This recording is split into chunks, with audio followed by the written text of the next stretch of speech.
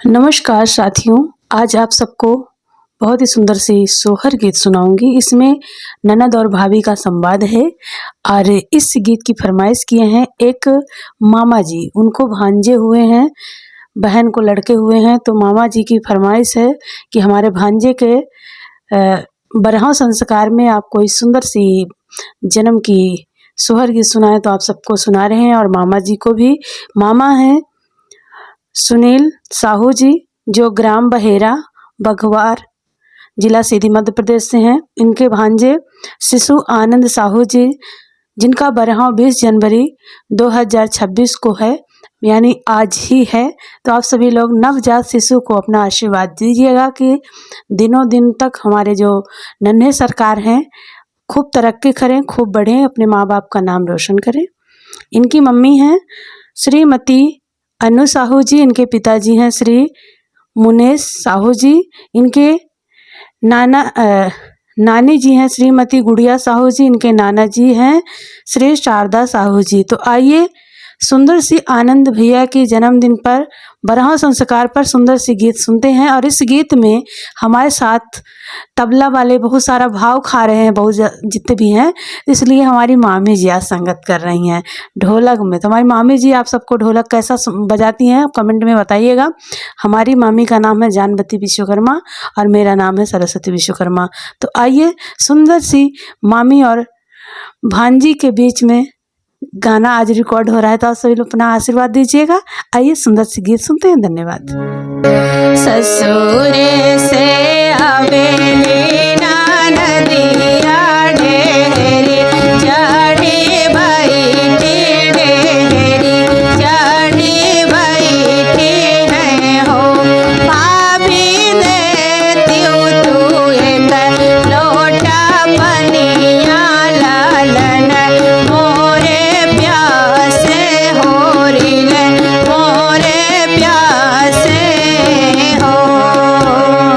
ससुर से